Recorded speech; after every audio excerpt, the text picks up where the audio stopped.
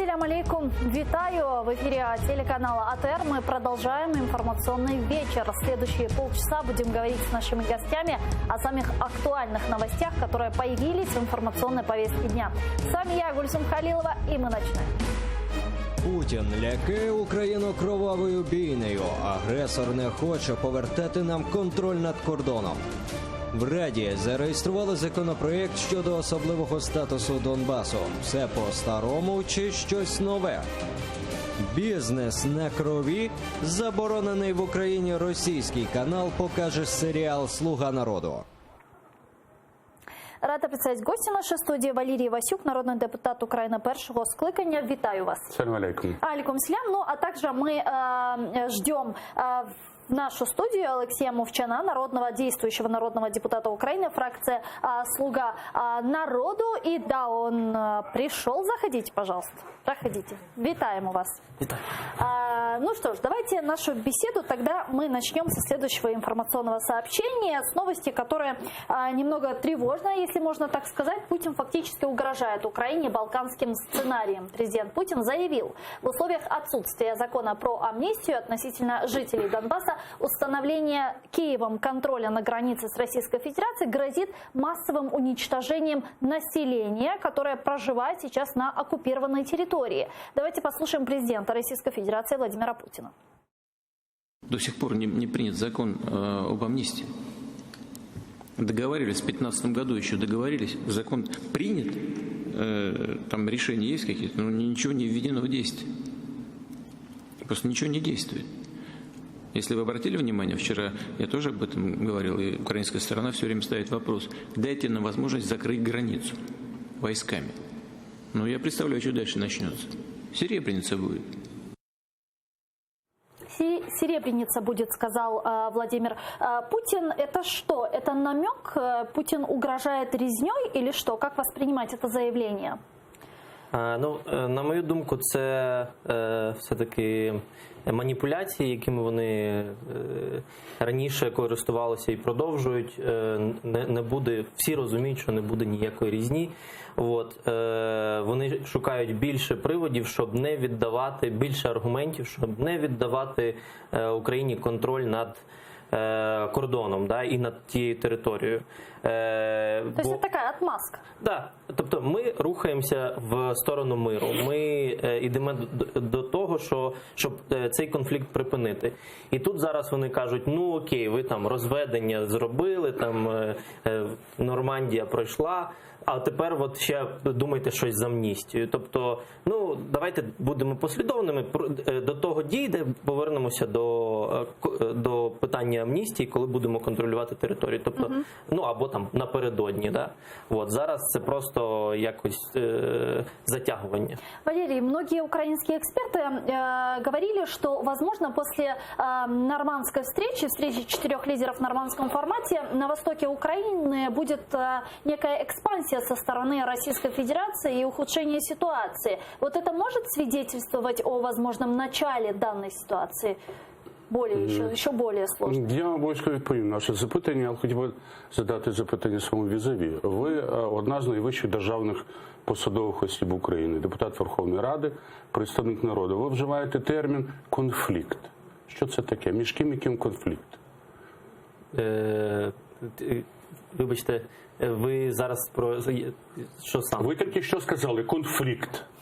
На сході України. Я вас запитую, конфлікт між ким і ким? Щоб я просто знав, хто напроти мене сидить.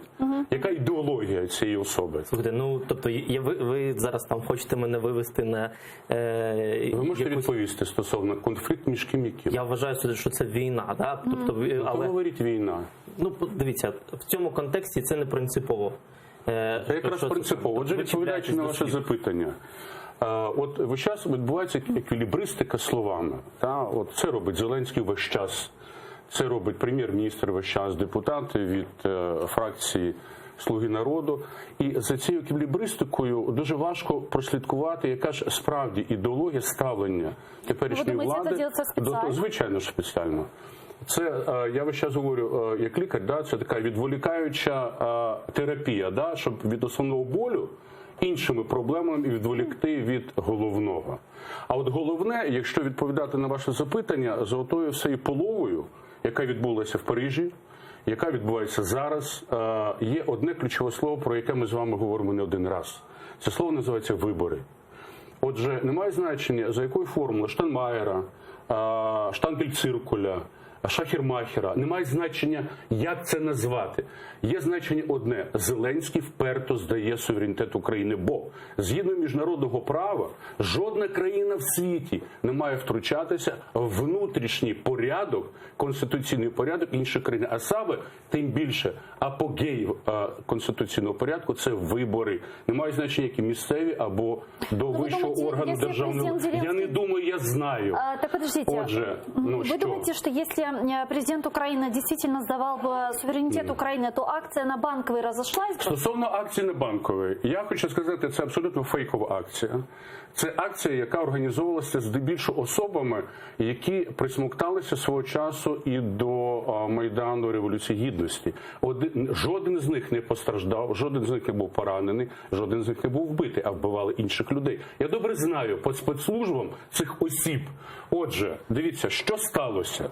Сталося те, що, в принципі, хоча буде завтра, сподіваюся, ухвалений чи подовжений в своїй дії закон про особливий статус, чи особливий порядок самоврядування. Я хочу на этом продолжить, потому что вот вы так плавно перешли, давайте тогда продолжим. Так я же не эту закончил. тему. Я хочу просто дать синхрон Александра Корниенко из «Слуги народа», председателя партии «Слуги народа», который сказал, что продление действия закона об особом статусе дает время для написания нового. Давайте его послушаем и продолжите.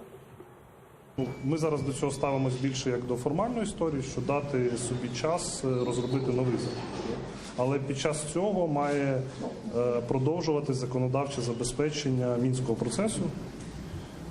І це є цей закон про особливості місцевого самоврядування. Отже, стосовно закону про місцеве самоврядування, про особливості місцевого самоврядування, щоб ви розуміли, що максимум, чого хотів Путін, і спеціально це була агравація для того, щоб організувати цей Майдан біля адміністрації президента. Вони б ніколи б цього питання не ухвалили, що треба імплементувати зміни до Конституції стосовно особливого статусу, стосовно порядку накладання вето на будь-які рішення, те, що хоче Путін, Донецького, Луганського регіону на політичні рішення, зовнішньополітичні рішення Києва і так далі. Це вони взяли максимум. Але вони тихою сапою зробили те, що я називаю зрадою – скидання суверенітету України. А саме через 4 місяці, і це підтвердила і Меркель, і Макрон, через 4 місяці мають відбутися вибори в ОРДЛО. А що вони виберуть? І кого вони виберуть? Вони виберуть сміття, вони виберуть ворогів України. Валерій, що ви думаєте по поводу вищесказаного? Дуже багато було сказано. Про особий статус. Ніхто Донбас не здасть інтересів України, ніхто не здає суверенітету, і боротьба триває. Через 4 місяці будуть новий нормандський формат. Ніхто виборів через 4, це фізично неможливо, по-перше, да? Законодавчо це нічим не передбачено. Ми цього не зробимо, тобто не було таких домовленостей. І це маніпуляції. Більше того, президент рухається в сторону миру. Ми поступово, крок... Чи перемоги, чи миру? Знову дефініція. Дивіться, ми зараз говоримо про те, щоб давайте там вічно воювати, щоб українці кожного дня вмирали, чи про те, що давайте... Чому? Перемога може бути і без смертей. Давайте определим, що таке мир в вашому розумінні, щоб ми розуміли, о чому йде річ. Нам цікаво, щоб українці не помирали, жодного українця не здались, щоб українські території контролювалися українською владою, і люди жили там відповідно до українських законів. А якщо Путін цього не хоче, що зробити з Путіним? Відстріляти? Дивіться, не відстріляти ми не можемо. Що? Бачите, ми ще його не відстріляли. Так що робити? У вас є алгоритм? Переговори. Ні. Дипломатія. Ні. Є такий академік Василенко. От послухайте. Наберіться терпіння, послухайте. Академік Василенко, який є надзвичайно повноважним послом України Великій Британії і так далі. Людина, яка створила дипломатичну школу України, дипломатів. Він сказав чудові речі в день 9 числа, коли мали зібратися оці 4 лідери. Він сказав, міжнародне право відкидає будь-яке втручання будь-кого в систему суверенних прав виборів. В випадку, окрім коли є громадянська війна, це було в Югославії. Недаремно Путін назвав югославський оцей страшний кровопролитний акт, який стався. Розумієте? Недаремно. Вони весь час ведуть до того, що у нас є громадянська війна. І якщо ми погодимося... У нас же нормандський формат не Зеленський придумав. Ні, правильно. Порошенко зробив помилки. Справа не в цьому. Теперішній є президент. Василенко чітко сказав, що президент України має заявити, шановна Меркель, шановна Німеччина, шановна Франція, чекайте, якщо б у вас були б вибори десь в Баварії, і Україна сказала, що вам треба проводити вибори за такою-то схемою, куди б нас послали? Отже, це є принципове питання. Треба питання виборів винести за межі Мінського, за межі нормандського формату. Це перше. Друге, треба домагатися, щоб водорозділ між Росією і Україною стався миротворчими силами. Не українську армію, не російську армію, не Лугандонією, а щоб стали міжнародні ці сили. І те, що голова ООН чи генеральний секретар ООН зробив заяву про те, що нібито нормандський формат, слава Богу, він відбувся і так далі. Це так само, як еквілібристика, тому що ніхто не заявив, ні кримські татари не заявили про свої суверенні права, про що я говорив, акт про суверенні права, а зустрілися з якимось французьким послом напередодні нормандського формату. Що це таке? Ні Україна не заявила, що згідно міжнародного права, жодна країна не повинна втручатися в виборы. Алексей, как вы видите развитие всех дальнейших событий? Вот нормандский формат состоялся, все его так долго ждали. Вот мы видели, что сегодня комитет поддержал пролонгацию закона об особом статусе Донбасса. Так а что дальше? Завтра, я так понимаю, вы будете голосовать, правильно, за этот законопроект? Да, правда. За пролонгацию вы будете голосовать? Будемо, абсолютно. Значить, як далі це все буде? Там не можна прогнозувати, в принципі, там надовго. Да? Ми очікували там більшого результату від нормандської зустрічі, да? Але, слава Богу, вона відбулась. Ніхто ще 3 місяці назад в неї не вірив, казали, що це сюр, це вигадки, піар Зеленського і так далі. Ні, вона є. От. Є там домовленість про розведення, да, на кількох точках. Завтра ми приймаємо закон і паралельно розробляємо новий закон про особливий статус, про те, що сказав Корнієнко. А вже розробляєте новий закон? Будемо розробляти, да? Тобто ще після того не було пленарної дня жодного. А известно, когда вы собираетесь для рассмотрения нового закону? Ні, цього ще не знаю. Тобто, але я думаю, що є там робочі групи, які вже починають напрацювання. Там ключове, що буде закладене в цей закон, да, після там наступної нормандської зустрічі. Наскільки будуть іти, наскільки Росія буде слухати і виконувати домовленості по нормандському форматі, від цього буде залежати, що буде в законі. Ну, я тут почему, собственно, улыбнулась, потому что вы же понимаете, что это Россия, и что она с нигилизмом относится ко всему, что принимается в тому числі і на міжнародній площадці. Так, але насправді на цій нормандській зустрічі у нас є підтримка. Да? Це і Меркель, і Макрон. Меркель там сказала, наприклад, щодо того, що треба переглядати мінські умови, які там мають певні помилки допущені в них, да, і там от ті умови, що треба спочатку провести вибори, а потім контролювати кордон, це нонсенс. От Путін же навпаки, да, на цьому наполягає. І от Україні не цікавий такий формат. розвитку подій. Треба міняти і мінські домовленості, да, і щось закладати від цього в закон про особливый статус Донбасса. Вот продолжая тему нормандского формата, меня здесь, в этой студии, как крымскую татарку, в первую очередь интересует следующее. А Крым? Вот президент Владимир Зеленский после встречи 4 лидеров в нормандском формате сказал, что Крым Украина, Донбасс Украина. И после этого на вопросы журналистов ответил, что обсудить тему Крыма, к сожалению, времени не хватило. Ну вот как это понимать, как это воспринимать? Что значит для обсуждения Крыма времени не хватило?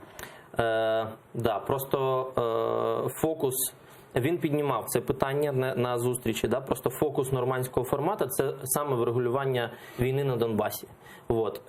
І саме тому партнери, да, там, і не тільки партнери по нормандському формату, не приділили достатню увагу проблемі Криму. Але ніхто від цього не відмовляється ні в якому разі. Донбас, врегулювання конфлікту на Донбасі не може йти як, не знаю, там обмін на Крим або що завгодно. Тобто це дві паралельні історії.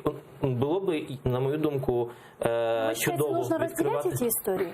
Я думаю, що треба розділяти, але треба мати не менш кращий майданчик для комунікації тієї проблеми, яка відбулася анексії Криму. Да? Тобто, бо це трошки різні. Да? Там на Донбасі люди вмирають кожного дня, там гуманітарна проблема і так далі. Да? Ну, а в Криму кожен день репресії. Абсолютно. Вот. І це може бути там кращий формат, ми можемо знайти, ніж Нормандія. Валерий, завершая тему Крыма, я бы хотела у вас спросить и попросила бы ответить коротко. Как вы считаете, Зеленский пообещал, что через 4 месяца тему Крыма будет поднимать на нормандской встрече? Что вы думаете по поводу? Ну, я не знаю, чи він буде піднімати, чи в нього щось взагалі стоїть. Це я дуже сумніваюся.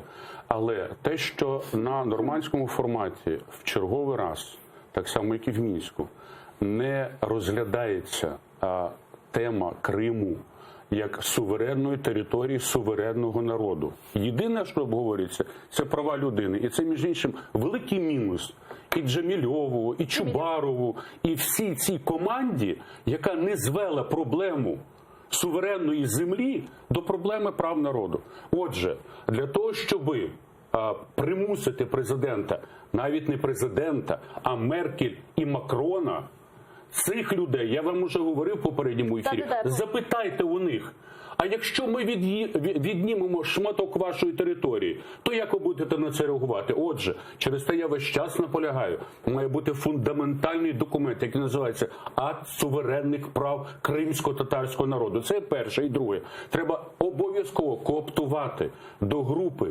мінських перемовин представників кримсько-татарського народу, їхніх органів самоврядування, тому що відокремлювати Крим від Донбасу – це шматувати Україну політично, не географічно, а політично. А це означає, у кінечному рахунку, що оця проблема Криму відсунеться не на десятки років, а на десятки і покоління кримських татар, які ще залишилися, вони просто помруть.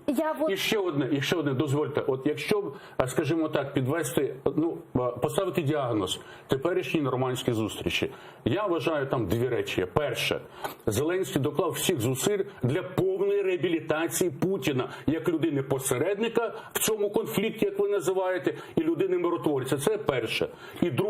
І друге, що Зеленський, який говорив, це інший Зеленський, який підписав комюніке. Прочитайте комюніке. Це повна, як сказав Кучма, це здача України з потрохами. Алексей, завершая тему нормандской четверки, завершая тему Крыма, крымских татар, я чем хотела, собственно, это закончить. Поддерживаете ли вы, как народный депутат Украины, создание крымско-татарской национальной территориальной автономии? Да, і підтримую абсолютно. Тобто, чесно кажучи, я не готовий там багато про це говорити, але кримсько-татарський народ – це українці, да, яких ми маємо підтримувати, яких ми маємо захищати, і це питання не просте, мається на увазі реінтеграція Криму сьогодні, да, але абсолютно титульний народ, має бути захищеним українським законодавством. Спасибо вам большое за позицию. Давайте перейдем к следующей, не менее важной теме. Снова в повестке дня появился языковой вопрос. Народный депутат от «Слуги народа» Максим Бужанский внес в парламент законопроект про признание закона про обеспечение функционирования украинского языка как государственного, потерявшего юрисдикцию. Почему же, спросите вы? Давайте послушаем объяснение нардепа Бужанского. Друзі, вніс до парламенту законопроект про визнання закону про державну мову таким, що втратив чинність, про скасування закону про мову, якщо комусь зрозуміліше так. Ми всі прекрасно розуміємо, що нічого спільного з захистом і розвитком української мови чинний закон не має, що цей закон спрямований на дискримінацію носіїв інших мов, в першу чергу російської мови. Правильно ли я понимаю, что позиция Бужанского – это не позиция фракции «Слуга народа»? Це не позиція фракції «Слуга народу». Це виключно один депутат.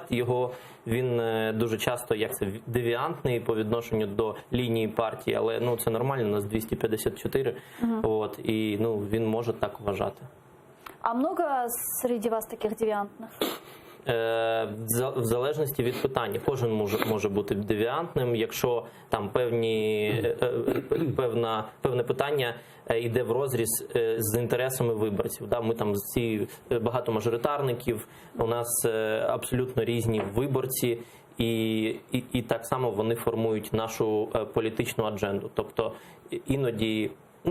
іноді треба сказати ні, треба тиснути, навіть якщо це воля фракції. Ну вот у меня к вам вопрос не как к народному депутату Украины от фракции «Слуга народа», а как украинцу, как патриоту своей страны. Как вы считаете, вот подобные заявления Бужанского не являются ли подыгрыванием Российской Федерации Путину?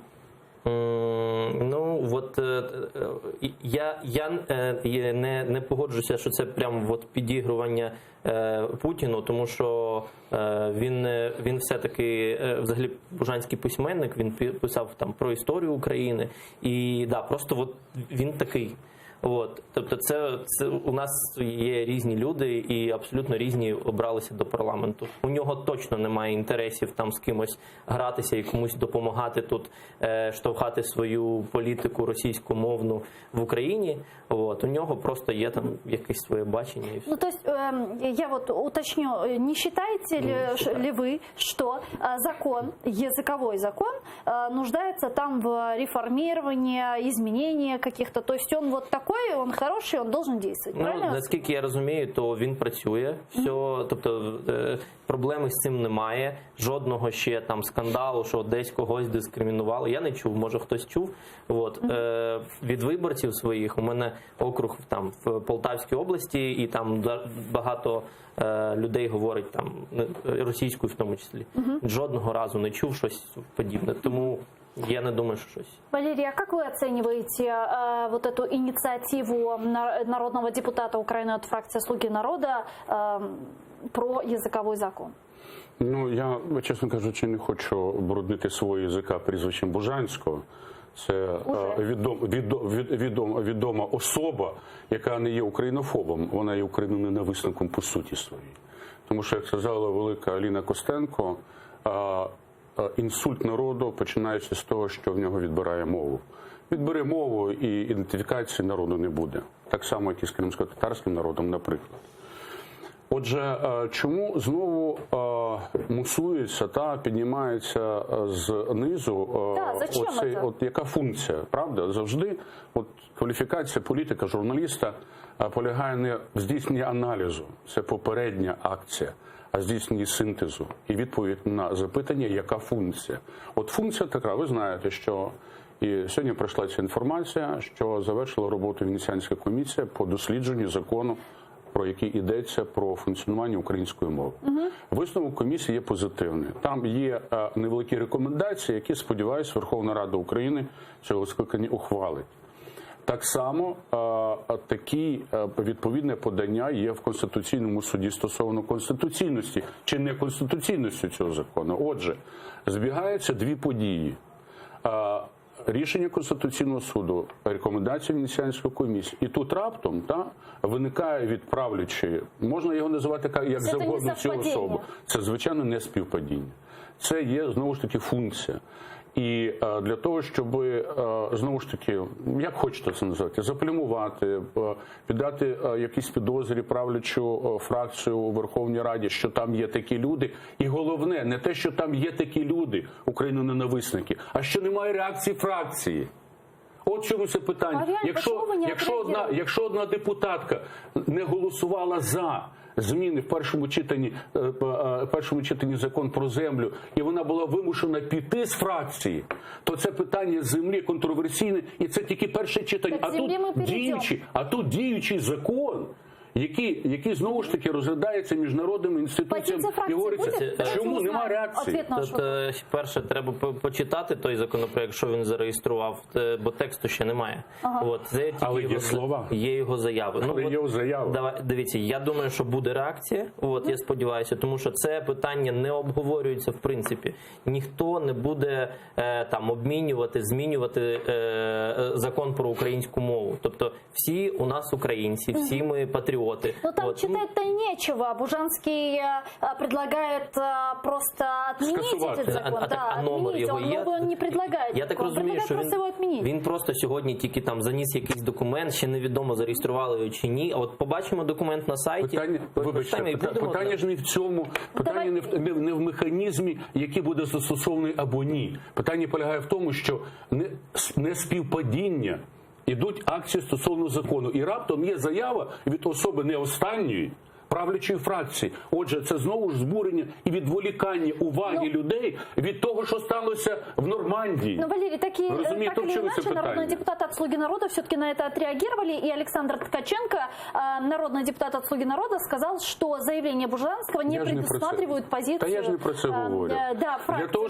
Для того, щоб люди не звертали увагу на те, що сталося в підписанні отого комюніке з Зеленським. Знову виникають якісь пара проблем, на які хтось там, даруйте на слові, в парламенті шукає цих шалавих, хтось там ще щось робить. Це все маневр відволікання уваги від основного, від руйнації інститутів держави. От тут точно заговору немає.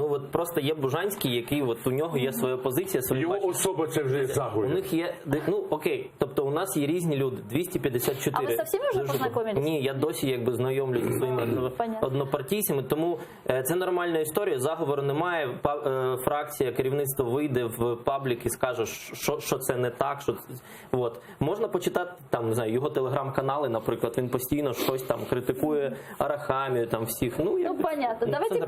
Давайте перейдем к следующей теме, не менее важной.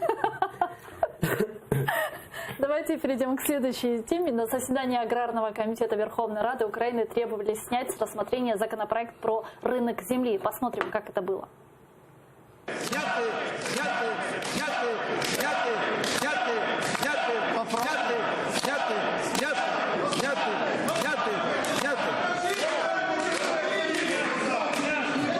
Микола Тарасович. Колеги. Микола Тарасович. В нас ще не одне засідання по правках. Зараз вони будуть структуризовані по групах. У нас засідання продовжується завтра на 8 годину. Микола Тарасович, дивіться, вам всі говорять, що проти того, щоб розглядався цей законопроект. Всі це говорять, шановні колеги. Ви бачите, те, що є в цьому залі, це маленька крихітка того, що є в українському суспільстві. Ось його голос. Навіщо ви це робите?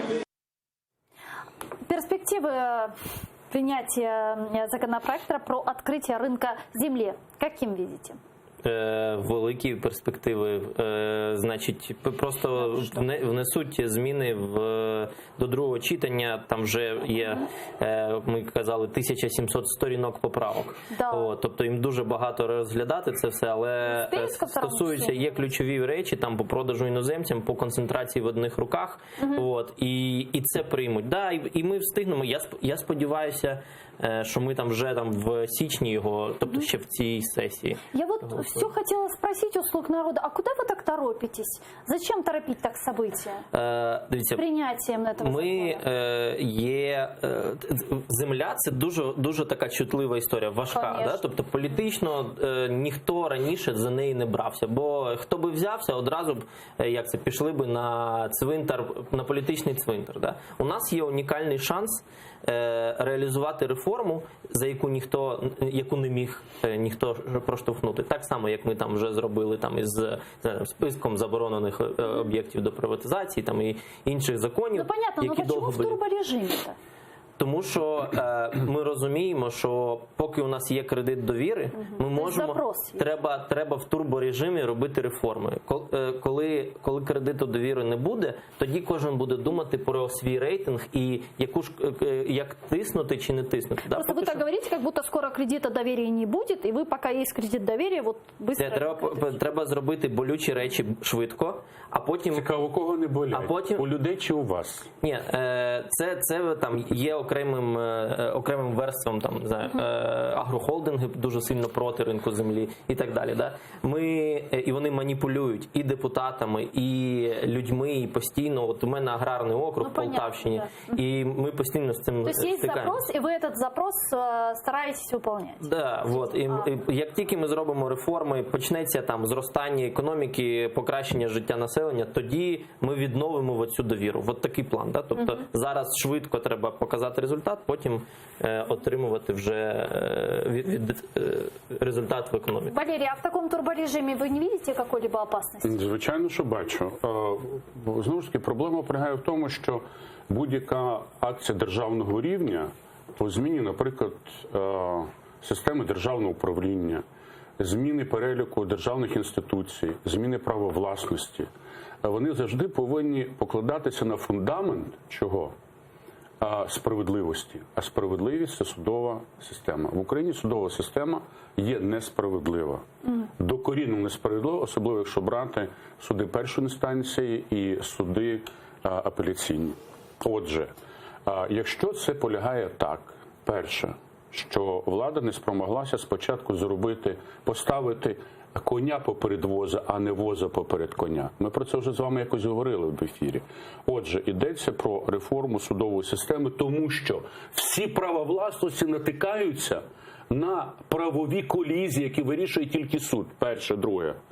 Без утворення земельного банку жодні фінансово-економічні правостосунки не можуть виникати цивілізовано. У нас немає земельного банку. Що таке земельний банк? Це спеціальна інституція, яка уможливлює право володіння землею небагатих людей, а не оцих холдингів. Да. І третє питання. Третє питання полягає в тому, що оцей ринок землі чи продаж землі, чому він так швидко робиться? От знаєте, є таке поняття в латині «lapsus lingua». Те, що на кінчику язика, ви це і сказали. Тому що ви маєте, чому турборежим? Тому що вони мають поки що кредит довіри. І їм треба в цьому кредиті довіри зробити максимальної шкоди державі, державним інституціям. І головне, чекайте, а позаконституційний розгін Верховної Ради. А те, що робиться з Національним банком, коли і саме головне, постає питання, яка функція провадження ринку землі? Гроші. Тому що в державному бюджеті грошей немає і кредиту МВФ не буде. К сожалению, эфир у меня, остается буквально 2 минуты до завершения эфира. Я просто хочу успеть. Очень интересная история сегодня произошла в кулуарах Верховной Рады Украины. После заседания аграрного комитета в коридорах, естественно, Верховной Рады подрались народные депутаты от фракции «Слуга народа» Андрей Богданец и нардеп 7-го созыва от «Свобода» Эдуард Леонов. Давайте посмотрим.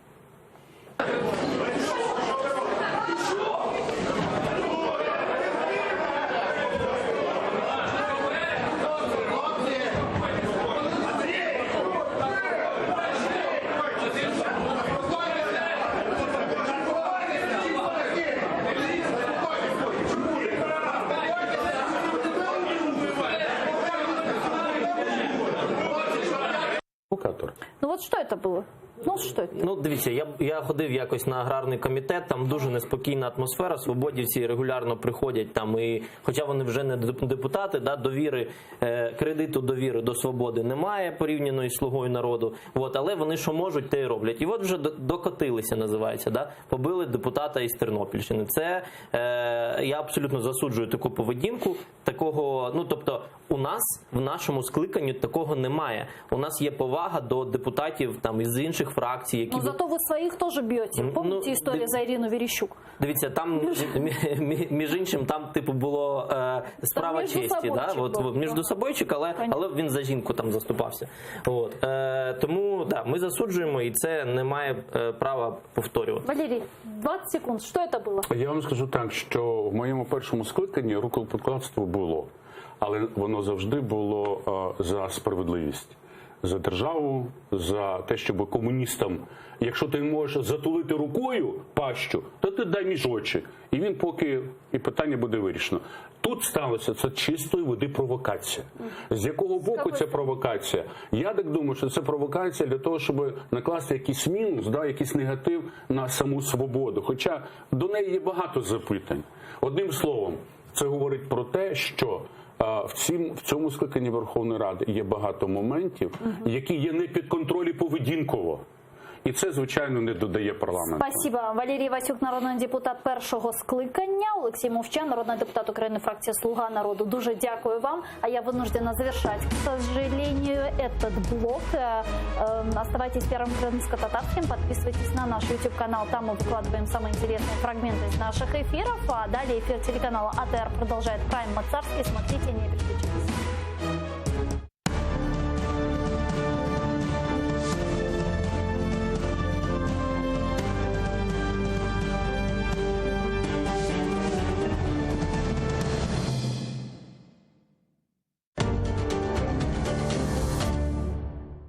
Bugünkü mevzumuz belli sanatçımız çok medeniyet